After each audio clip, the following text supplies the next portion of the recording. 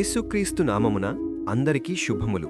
ప్రియమైన సహోదరీ సహోదరులారా, చాలామంది వారి జీవితాలలో ఆందోళనకు గురవుతుంటారు.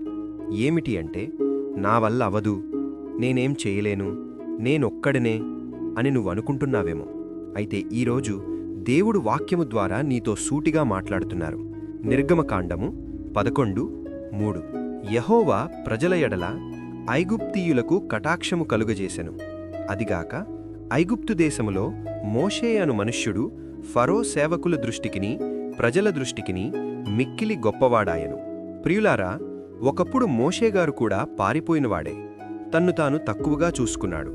ప్రభువా, నేను నత్తివాడిను కదా, నేను మాట్లాడలేను అని అన్నాడు. కాని అదే మోషేను అదే దేవుడు ప్రజలకు నాయకుడిగా నియమించాడు. మరి నీ పరిస్థితేంటి? నాకు గౌరవం లేదు, నా వల్ల కాదు, నాకంత జ్ఞానం లేదు అని నువ్వు అనుకుంటున్నావేమో.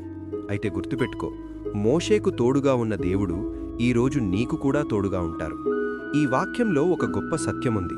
అదేంటంటే దేవుని కటాక్షము. ఇశ్రాయేలు ప్రజలు బానిసలుగా ఉన్నారు, అవమాన స్థితిలో ఉన్నారు.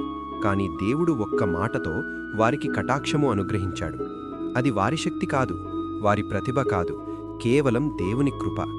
ప్రియమైన వారలారా, బహుశా ఈరోజు నువ్వు కూడా ఎటుతోచని స్థితిలో ఉండొచ్చు. నన్నెవరూ పట్టించుకోవట్లేదు అని అనిపించవచ్చు. నీ భవిష్యత్తు గురించి ఆలోచిస్తుంటావు. అది ఉద్యోగమా, వివాహమా, కుటుంబ విషయమా, ఏదైనా కావచ్చు. కాని ఒక విషయం గుర్తుపెట్టుకో, దేవుడు నీ పక్షాన నిలిస్తే నిన్నెవ్వరూ చిన్నచూపు చూడలేరు. దేవుడు నీకు కటాక్షము కలుగజేస్తే నీ పేరు గౌరవించబడుతుంది, నీ జీవితం మారుతుంది. అందుకే మన ప్రయత్నాల కంటే ముందు దేవుని కటాక్షమే ముఖ్యం. అప్పుడు మన పరిస్థితులు మారుతాయి, మన స్థానం మారుతుంది, మన గౌరవం మారుతుంది. మీ జీవితంపై కటాక్షము కలుగజేయునుగాక, మీ కుటుంబముపై తన కృపను చూపునుగాక. ఆమేన్.